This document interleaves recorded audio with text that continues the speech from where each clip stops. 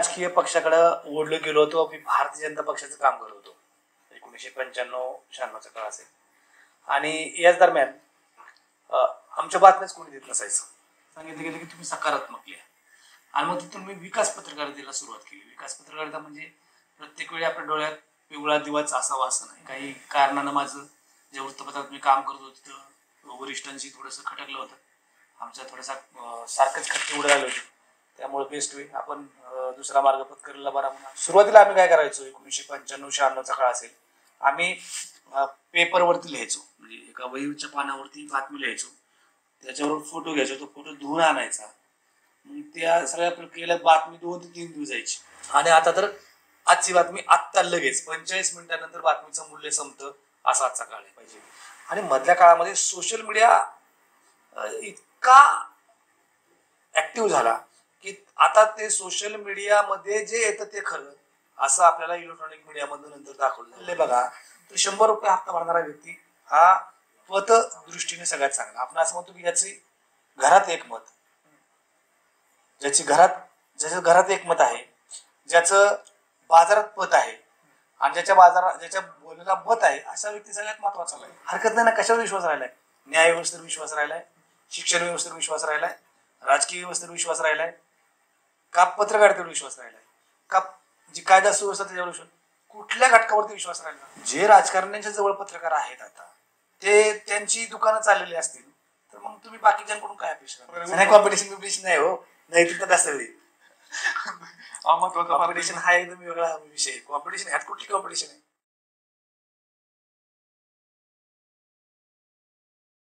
नमस्कार, मी धीरज घोरपडे आपल्या सर्वांचं स्वागत करतो विचार मंचावर. प्रमुखतः आपला भारत देश हा मुख्यतः 3 स्तंभांवर चालतो: लेजिस्लेटिव्ह, एक्झिक्युटिव्ह आणि ज्युडिशरी.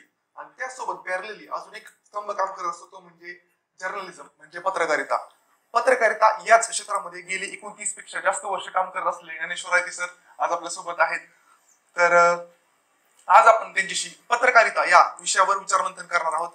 तर तुमचं खूप खूप स्वागत आहे सर. प्रथमतः तुम्हाला ज्ञानेश्वर सरांचं इंट्रोडक्शन करून देतो. त्यांनी 1996 पासून पत्रकारितेला सुरुवात केली आहे. त्यामध्ये 1996 ते 1999 त्यांनी पुढारी या वृत्तपत्रासाठी काम केलेलं आहे. त्यानंतर त्यांनी लोकमत या वृत्तपत्रासाठी काम केलेलं आहे. आणि तिथून पुढे 2001 ते 2020 पर्यंत सकाळ या वृत्तपत्रासाठी काम केलं. आणि आता सध्या ते महान्यूज या चॅनलसाठी काम करत आहेत. तर सर, तुमचा एवढा मोठा प्रवास आहे, नक्की तुमचा पत्रकारिता या क्षेत्रामध्ये प्रवेश कशा प्रकारे झाला आणि 1996 पासून ते 2024 पर्यंत तुमचा प्रवास कशा प्रकारे झाला हे आम्हाला थोडंसं. मी खरं तर कामगार क्षेत्रातला माणूस होतो. झालं असं की मी राजकीय पक्षाकडे ओढलो गेलो होतो. मी भारतीय जनता पक्षाचं काम करत होतो 1995-96 काळ असेल. आणि याच दरम्यान आमच्या बातम्याच कोणी देत नसायचं, म्हणजे राजकीय पक्षाच्या या सगळ्या कार्यक्रमाच्या वर. आणि मग हे कोणीतरी काम केलं पाहिजे असे एक आमच्यात एक प्रवाह सुरू झाला. आणि मग आम्ही काही कार्यालयांना भेट द्यायचो पेपरच्या. आणि मग असंच बोलता बोलता विषय झाला आणि आमच्या काही पदाधिकाऱ्यांनी जाऊन पुढारीमध्ये चर्चा केली. आणि त्यावेळी तर माझं काही शिक्षण नव्हतं, म्हणजे वृत्तपत्रविद्येचं. परंतु मग अशी चर्चा झाल्यानंतर त्यांनी मला एक सहजी बातमी करायला लावली. मला 5वीला असल्यापासून पेपर वाचायचा छंद होता. म्हणजे पेपर वाचल्याशिवाय माझा दिवसच सुरू व्हायचा ना, अशी परिस्थिती असायची. त्याच्यामुळं मी ते एक बातमी त्यांना लगेच तयार करून दिली. आणि त्यांना ती आवडली. कुठलंही शिक्षण नाही किंवा कुठलंही मार्गदर्शन नाही, चांगली बातमी केली. मग ते म्हणते की हे सोड आणि तू फक्त पत्रकारिता कर. आणि मग मी पत्रकारितेकडे ओढलो गेलो. मग मी ITI करत होतो. नंतर मी पुन्हा मुक्त विद्यापीठात काही शिकत होतो, पुन्हा BA शिकत होतो. हे सगळं करत असताना माझ्यातला पत्रकार सारखं सगळं जागा व्हायचा. आणि मला असं वाटायचं की पत्रकार म्हणजे फार मोठं काहीतरी एक ताकद आहे आणि ती पाहिजे आपल्याला. आणि असं पत्रकारितेकडे आलो. आणि आतापर्यंतचा प्रवास कसा, म्हणजे काय चढ उतार आले, काय काय नवीन गोष्टी शिकायला मिळाल्या? नाही, कसं होतं की आम्ही, म्हणजे सांगायचा मुद्दा असा की ज्यावेळेस 2001ला एका वृत्तपत्रात काम करायला सुरुवात केली, त्यावेळेस सांगितलं गेलं की तुम्ही सकारात्मक लिहा. आणि मग तिथून मी विकास पत्रकारितेला सुरुवात केली. विकास पत्रकारिता म्हणजे प्रत्येक वेळी आपल्या डोळ्यात पिवळा दिवाच असावा असं नाही. म्हणजे पित पत्रकारितेला म्हणतो की सगळंच वाईट आहे, निगेटिव्ह आहे असं चित्रण होतं. जे समाजातलं पॉझिटिव्ह आहे ते पुढे आणलं पाहिजे. आणि मग तिथपासून पुढं शेती असेल, उद्योग असतील, व्यावसायिक असेल, किंवा विद्यार्थी असतील, शिक्षण असेल, महिला बालविकास असेल, ह्या सगळ्या गोष्टीमध्ये जे चांगलं दिसतंय त्याच्यावरती आम्ही जास्त भर द्यायला सुरुवात केली. तो जवळपास 20 वर्षाचा प्रवास झाला. त्याच्यानंतर मग पुन्हा डिजिटल युग आलं आणि डिजिटल युगात आपण गेलं पाहिजे असा एक विचार करून मग आम्ही महान्यूजला सुरुवात केली. आणि काही कारणानं माझं ज्या वृत्तपत्रात मी काम करत होतो तिथं वरिष्ठांशी थोडंसं खटकलं होतं. आमच्या थोडासा सारखंच खटके उडाले होते. त्यामुळे बेस्ट वे आपण दुसरा मार्ग पत्करला बरा म्हणून आम्ही डिजिटलकडे वळलो. मध्यंतरी महाराष्ट्र टाइम्सला पण मी काम केलं. परंतु दररोज दिवसाला 20-22 बातम्या करायची सवय लागलेली असल्यामुळं एक बातमी 2 बातम्या आहेत काय मन रमत नव्हतं. मग आपण आपलं स्वतःचं एक वेगळं चॅनल सुरू करावं किंवा वेगळं स्वतःचं व्यासपीठ मांडावं म्हणून आम्ही महान्यूज सुरू केलं. त्याला चांगला प्रतिसाद मिळाला. तर गेली 5 वर्ष आम्ही महान्यूज चालवतोय. सुरुवातीला आम्ही काय करायचो, 1995-96चा काळ असेल, आम्ही पेपरवरती लिहायचो. म्हणजे एका वहीच्या पानावरती बातमी लिहायचो, त्याच्यावर फोटो घ्यायचो, तो फोटो धुवून आणायचा. मग त्या सगळ्या प्रक्रियेला बातमी 2 ते 3 दिवस जायची. म्हणजे आज बातमी घडली तर 2-3 दिवसांनीच ती बातमी आम्ही पोस्टाने पाठवायचो किंवा कुरिअरने पाठवायचो. कुरिअर नव्हतं त्यावेळेस, पण पोस्टानेच पाठवायचो किंवा जास्तीत जास्त आम्ही ST मध्ये पाठवायचो. नंतरच्या काळामध्ये फॅक्स आला. मग आम्ही बातमी फॅक्सवर पाठवायचो. आणि त्यावेळेस फोन आले होते, फोटो तिथल्या एखाद्या उपसंपादकाला तो फोटो पाठवायचो. त्याच्या काळात मेल आले, मग आम्ही मेलवर जायला लागलो. त्याच्या पुढच्या काळामध्ये थोडीशी आणखी प्रगती झाली. FTP आलं. FTP वरती विशिष्ट अशा संकेतस्थळावर तुम्ही तुमच्या बातम्या पेस्ट केल्या की त्या आपोआप तिथं दिसल्या जायच्या. मग FTP नंतर मग पुन्हा पुढची सगळ्या आवृत्ती येत गेला आणि मग पुन्हा इलेक्ट्रॉनिक मीडिया आला. असं ते एक प्रवास झाला तो. त्यामुळे पूर्वी असं असायचं की आजची बातमी 3-4 दिवसांनी वाचायला मिळायची. नंतरच्या काळात आजची बातमी संध्याकाळीच म्हणजे दुसऱ्या दिवशीच वाचायला मिळाली पाहिजे असं होतं. नंतरच्या काळात आजची बातमी आज संध्याकाळी पण झाली पाहिजे. आणि आता तर आजची बातमी आत्ता लगेच 45 मिनिटांनंतर बातमीचं मूल्य संपतं, असा आजचा काळ आहे. एवढा सगळा काळ आम्ही पाहिला. तुम्ही एवढा मोठा तुम्हाला एक्सपिरियन्स आहे. तर एक प्रश्न होता की एका पत्रकाराच्या दृष्टिकोनाने तुम्हाला समाज कशा प्रकारे दिसतो? कारण सामान्य माणसाचा दृष्टिकोन लिमिटेड असतो. त्याला तेवढा वेळ नसतो, तेवढं साधन नसतात किंवा तेवढं ज्ञान नसतं असं म्हणू शकतो. पण पत्रकाराला त्या सगळ्या गोष्टीतली जाण असते. त्यांनी सर्व प्रकारच्या स्तरातला समाज बघितला असतो. आता कसं झालंय की तो काळ फार होऊन गेला. 2020च्या आधीच तो काळ होता, तो संपून गेला की फक्त पत्रकार गृहीत धरून सगळा समज. आता 140 कोटी पत्रकार आहेत. म्हणजे 1 वर्षाच्या किंवा 6 महिन्याच्या 8 महिन्याच्या मुलालाही मोबाईल कळायला लागलाय. किंवा एव्हा असं आहे की ती मुलं आपल्यापेक्षा 30-40 वर्षांनी पुढे आहेत असं म्हणायला हरकत नाही. कारण आपल्याला 20-30 वर्षानंतर जर ते गॅजेट्स मिळाले असतील तर त्यांना आधी मिळाले, त्यामुळं त्यांना मोबाईल कसा हाताळायचं ते कळतं. याच्या हातात मोबाईल तो पत्रकार आहे आता. त्यामुळे आता पत्रकारितेची व्याख्या अशी नाही करता येणार की विशिष्ट पत्रकार, अमुक पत्रकार, तमुक पत्रकार, सगळे लोक पत्रकार आहेत. तुम्ही गंमत बघा, पूर्वी दुसऱ्याच्या सांगण्यावरती बातमी पेपर किंवा इलेक्ट्रॉनिक मीडियामध्ये घेतली जायची नाही. आपला बातमीदार जो सांगतो ती वस्तुस्थिती असं धरलं जायचं किंवा आपला बातमीदार त्याच्यावरती ती विश्वासार्हता ठेवायची, कारण इतरांचं काही सांगता येत नाही असा तो विषय होता. नंतरच्या काळामध्ये बातमीदाराला कळत नव्हतं, याच्या आधी बातमी त्या चॅनलला किंवा त्या पेपरला यायला लागली. त्याला कारण असं की काळ बदलला, लोकांना जे पाहिजे तातडीने दिलं पाहिजे. आणि मधल्या काळामध्ये सोशल मीडिया इतका ऍक्टिव्ह झाला की आता ते सोशल मीडियामध्ये जे येतं ते खरं असं आपल्याला इलेक्ट्रॉनिक मीडियामधून नंतर दाखवलं जाऊ लागलंय. हा एवढा फरक आहे. म्हणजे आपण लोकांना जाण नाही वगैरे म्हणतो तर तसं नाही. लोकांची जाण असलेलीच पत्रकारिता स्वतःकडून घे. म्हणजे लोकांची जी जाण आहे किंवा लोकांना जी कळते बातमी ते पत्रकार उचलायला लागले असं मला वाटतं. अशा प्रकारे म्हणजे पण एक महत्वाचा प्रश्न राहूनच गेला की समाज तुम्हाला कशा प्रकारे दिसतो की उच्चवर्णीय किंवा आपला म्हणतो लोअर क्लास किंवा अपर क्लास, फरक कशा प्रकारे जाणवतो तुम्हाला? गंमत अशी की पूर्वी अभिजन वर्ग असायचा. अभिजन म्हणजे सगळं काय कळतं असा, मलाच सगळं कळतं, अहम ब्रह्मास्मी असणारा वर्ग असेल. तर तो जो वर्ग आहे त्याचा एक त्याला काय म्हणायचं, एक चॉकलेट वर्ग आहे किंवा क्रीमचा वर्ग. आणि तो क्रीम लेअर जे वर्ग होता त्याच्यावरती जाहिरात ठरायचा. मला वाटतं कोरोनाने सगळ्यांची दिशा बदलून टाकली, जग बंदिस्त केलं आणि कोरोनाच्या काळात काय करायचं हे ज्याला कळलं तो अभिजन वर्ग आहे की जो आता कामाला लागलेला आहे. अभिजन वर्ग म्हणजे काय, विशिष्ट जात नाही किंवा विशिष्ट धर्म नाही, सगळेच त्यातले पुढारलेले, प्रत्येक जातीतले पुढारलेले. त्यांच्या लक्षात आलं कधीही पुन्हा कोरोनासारखी साथ येऊ शकते, मग आपण आता आपल्या आपल्या कामाला लागलं पाहिजे, पैसा कमवला पाहिजे. त्यांचं आता ह्या मीडियावरती जास्त लक्ष नाही किंवा बाकीच्या अवांतर गोष्टींवरती जास्त लक्ष नाही. आता हे चक्र कुठं घुसलेलं आहे किंवा चक्र सरकलेलं आहे, स्थित्यंतर म्हणतो आपण, रिव्हॉल्युशन म्हणतो आपण, प्रत्येक वेळेस ती रिव्हॉल्युशन होती.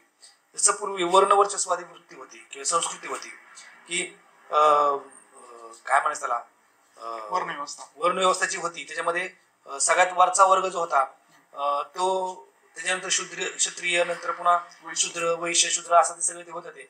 तर तसं जी तिची उतरण होती तर पूर्ण बदलत चाललेली आहे. म्हणजे गंमत अशी आहे की ह्या बदलत्या काळामध्ये का बदललं सगळं हे, तर समजा गुगल आहे, युट्यूब आहे किंवा फेसबुक आहे, इंस्टाग्राम आहे, ट्विटर आहे, हे पैसे देतात, त्यांची जाहिरात करतात आणि त्या जाहिरातीतला काही उत्पन्नाचा वाटा त्या क्रिएटिव्ह कंटेंटरला देतात. त्यामध्ये कसं असतं, ते कसे पैसे मिळतात हे अजून बऱ्याच जणांना माहित नाही. तर याच्यामध्ये असं आहे की तुमचा हा कंटेंट कोण पाहतं, त्याची लायबिलिटी किती आहे, त्याची पत किती आहे समाजातली, त्याच्यावरती ते पैसे ठरतात असं माझं मत आहे. माझं मत म्हणजे जे आमचा अभ्यास आहे.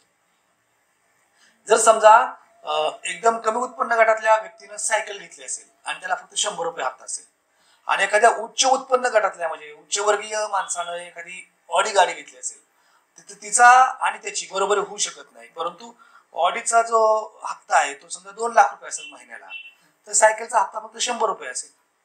पण जर सायकलचा हप्ता 100 रुपये तो व्यक्ती काम करून किंवा काय करून कसंही करून त्याला ही सायकल आपल्यासाठी महत्वाची आहे समजून तो 100 रुपये हप्ता भरतो, ह्या व्यक्तीचे काही गोष्टी अशा असतात की त्याला अडचण येते, कधी तर 1-2 हप्ते थकतात. बँकिंगच्या दृष्टीने त्याचं सिबिल थकलं असं म्हणतात किंवा सिबिल कमी झालं म्हणतात. आणि हा 100 रुपये प्रामाणिकपणे भरणारा माणूस ह्याचा सिबिल स्कोअर चांगला असतो. सिबिल स्कोअर वरती पत ठरते असा आजचा जमाना आहे. त्याच्यामुळे आता आज कोण मोठा आणि कोण बारीक स्थित्यंतर कसं झालेलं आहे बघा. तर 100 रुपये हप्ता भरणारा व्यक्ती हा पत दृष्टीने सगळ्यात चांगला. आपण असं म्हणतो की ज्याची घरात एक मत, ज्याच्या घरात एक मत आहे, ज्याचं बाजारात पत आहे आणि ज्याच्या बोलण्याला मत आहे, असा व्यक्ती सगळ्यात महत्वाचा. आता ती सगळं बदललं. आता त्याची पत फक्त बघूनच त्याचं घरातलं मत ठरवलं जातं, आज अशी परिस्थिती आहे. आणि त्याच्यामुळे हा सगळा प्रवास असा आहे की लोकांकडे कसं बघायचं, तर लोक बदलत चालले, दृश्यमानता पण बदलत चालली आणि माध्यम पण बदलत चालले. तुम्ही एवढी वर्ष पत्रकारितेमध्ये काम केलं, जवळपास 29 पेक्षा जास्त वर्ष झाली, तर सर्वात मोठी आव्हान काय वाटतं तुम्हाला पत्रकारितेतली? बातम्या बनवणं का बातम्या लोकांपर्यंत पोहोचवणं, का इतर काही अजून आव्हान आहे? माझ्या दृष्टीने ही आव्हान नाहीतच, बातमी तयार करणं हेच आव्हान आहे मोठं. कारण मुळात 2 वर्ग आहेत. एक म्हणजे बातमी करून बातमी दाखवणारा आणि जे घडतंय ते दाखवणारा. आता असं आहे की जे घडतंय ते दाखवायला आता काही फारशी किंमत राहिली नाही, कारण लोकांना ते त्यांच्या मोबाईलमुळे पडदिश कळते. बातमी घडवायची, ती करायची आणि ती पाठवायची, असं एक नवीन फंडा आलेला आहे. म्हणजे रियालिटी शो जर बघितले तर असंच आहे की लोकांना काय वाटतं ते तयार करायचं, त्याच्यावरती आपलं सगळं नियोजन बसवायचं आणि मग संसार करायचा, असं ते सगळं गणित आहे. आता सध्या आपण बघतोय की पत्रकारिता याची नक्की दर्जा घसरला का वाढला का काय नाही, कारण एवढ्यात बऱ्यापैकी लोकांचा पत्रकारितेवर थोडा थोडा विश्वास कमी होत चाललेला आहे. कशावर विश्वास राहिलाय? पण पत्रकारितेवर तर 100% कमी होत चाललाय. हरकत नाही ना. कशावर विश्वास राहिलाय? न्याय व्यवस्थेवर विश्वास राहिलाय, शिक्षण व्यवस्थेवर विश्वास राहिलाय, राजकीय व्यवस्थेवर विश्वास राहिलाय का, पत्रकारितेवर विश्वास राहिलाय का, जी कायदा सुव्यवस्था त्याच्यावर विश्वास, कुठल्या घटकावरती विश्वास राहिला? सरकारी कार्यालयात गेल्यानंतर त्या माणसाचं काम सरळ मार्गी होतं का हे बघा. दुसरी गोष्ट, आणखी एक गोष्ट आहे की तुम्ही सामना किंवा सिंहासन पिक्चर पाहिले असतील, त्याच्यामध्ये दाखवलेला पत्रकार हा अतिशय तत्वनिष्ठ दाखवलाय. जे राजकारण्यांच्या जवळ पत्रकार आहेत आता ते त्यांची दुकानं चाललेली असतील, तर मग तुम्ही बाकीच्यांकडून काय अपेक्षा करणार? संपादकच जर, म्हणजे त्याला एक मराठीत म्हण आहे वरमाई शिंदळे, तर सगळे चॅनल जर तुम्ही बघितले तर संपादकच सगळे शिंदळे झाले, बातमीदारांना नाव ठेवून काय उपयोग? मालकाने जर सांगितलं की मला असंच करायचंय, तर मग ते सगळं अजेंडा ठरवून फिक्स केला जातोय. म्हणून काही युट्यूब चॅनल चालत आहेत. याला काय कारण आहे तुम्हाला असं वाटतंय? बदलत गेलेली सगळी व्यवस्था आहे, भांडवलशाही आहे, भांडवलशाहीचं साम्राज्य आहे आणि एकूणच प्रशासकीय व्यवस्थेचा जो पगडा किंवा प्रभाव, वर्चस्व एकाधिकारशाहीने सुरू झालं आणि लोकशाही नावाची जी काही व्यवस्था होती ती अप्रत्यक्षरित्या मोडीत निघाली. त्याच्यामुळे हे सगळं झालं. पैसा जास्त महत्वाचा मानला गेला की या गोष्टी, म्हणजे कॉम्पिटिशन वाढलं त्यामुळे. म्हणजे असं आहे की पत्रकार म्हणजे बुरगानी दाढी, पत्रकार म्हणजे एक शबनम, पत्रकार म्हणजे एक तो गळ्यात म्हणजे अंगात घातलेला तो सलवार कुर्ता, असंच एक गणित असायचं. पत्रकाराची 500 कोटी संपत्ती म्हणजे की डोळे विस्फोट झाला. पत्रकार 500 कोटी संपत्ती कशी? तर ती हा बदलत्या काळाचा आहे. म्हणजे कॉम्पिटिशन वाढले त्यामुळे अशा प्रकारे नाही कॉम्पिटिशन बिपिटिशन नाही हो, नैतिकता सगळी. महत्वाचा कॉम्पिटिशन हा एकदम वेगळा विषय. कॉम्पिटिशन ह्यात कुठली कॉम्पिटिशन आहे? ज्याला असं वाटतंय की पत्रकार व्हायचं तो एक पोर्टल सुरू करतो, एक युट्यूब चॅनल सुरू करतो, संपला विषय. तर या तुम्ही आता सांगितलं पोर्टल सुरू करतात लोक, तर डिजिटल युगात पारंपरिक पत्रकाराची भूमिका कशा प्रकारे नक्की बदलली? पारंपरिक पत्रकार अजूनही त्याच विषयात आहेत असं मला वाटतं. आता 45 मिनिटापेक्षा जास्त बातमीचं मूल्य राहिलेलं नाही. अशा परिस्थितीत आज बातमी करायची उद्या पाठवायची हे दिवस राहिलेले नाहीत. त्याच्यामुळं पारंपरिक पद्धती कालबाह्य होतात. तुम्ही असं पाहिलं असेल तर सगळ्या मीडिया जो मेन स्ट्रीम मीडिया आहे तो सगळा डिजिटल मीडियामध्ये आलाय. प्रत्येकाची पोर्टल्स आहे. का मग त्यांना करावं लागेल चालू? त्यांचे पेपर आहेत ना, त्यांची टीव्ही आहे ना, मग त्यांना का करावं लागतं? आजची काळाची गरज आहे म्हणून करावं लागतं. आणि शेवटचं सेकंडला क्वेश्चन विचारतो मी की पत्रकारांचा खरंच प्रभाव पडतो लोकांवर? हाच पहिला गोष्ट. आणि कशा प्रकारे पडतो तर मी तुम्हाला सांगितलं ना की 140 कोटी पत्रकार आहेत. प्रभाव पडत नसला तरी एवढे सगळे पत्रकार कसे झाले आहेत? पत्रकारितेचा प्रभाव आजही आहे, पण तो सकारात्मक घ्यायचा का नकारात्मक घ्यायचा याच्यावरती सगळ्या गोष्टी. गंमत एक सांगतो, एखाद्या चित्रपटाचं प्रमोशन पैसे देऊन करायची वेळ आल्यानंतर तो निर्माता किंवा दिग्दर्शक तो थकून जातोय. तो असं काय आधीच सांगतो की माझ्या पिक्चरमध्ये असं एक हे की जे निगेटिव्ह आहे किंवा जे समाज दृष्टीने फार घातक आहे असं तो आधीच जाहीर करतो. त्याच्यावरती बातम्या सुरू होतात आणि त्याच्या पब्लिसिटी होती. वेगळा फंड आहे.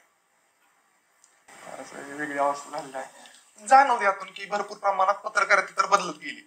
तुम्हाला असं काय वाटतंय की तुम्ही 1995-96 दरम्यान जेव्हा पत्रकारिता करत होता आणि आता गोष्टी फार सोप्या पण झाल्यात आणि अवघड पण झाले, तुम्हाला काय वाटतं? तुमच्या प्रश्नाचं उत्तर आहे. गोष्टी सोप्या पण आहेत आणि अवघड पण आहेत. कोणत्या दृष्टिकोनाने? नाही तुम्ही जे म्हणता त्याच दृष्टिकोनाने की 1995 ते 2024 किंवा 25 गोष्टी सोप्या पण आहेत आणि गोष्टी अवघड पण आहेत. कालचा सूर्य आज नाही, पण आजचा सूर्य तुमच्या नशिबात नाही असं म्हणता येणार नाही. आजचा सूर्य सुद्धा काहीतरी नवीन घेऊन येईल अशी आशा ठेवून जर पत्रकारिता झाली तर चांगलं होईल असं मला वाटतं. तर एक शेवटचा प्रश्न विचारला होता की काय सल्ला देऊ इच्छितो तुम्ही की जे आता सध्या पत्रकार क्षेत्रात येऊ इच्छित आहेत अशा नवयुवकांना? पूर्वी पोलीस झाला किंवा सरकारी नोकरीत गेला की लोक सांगायचे की लोकांची जनतेची सेवा कर.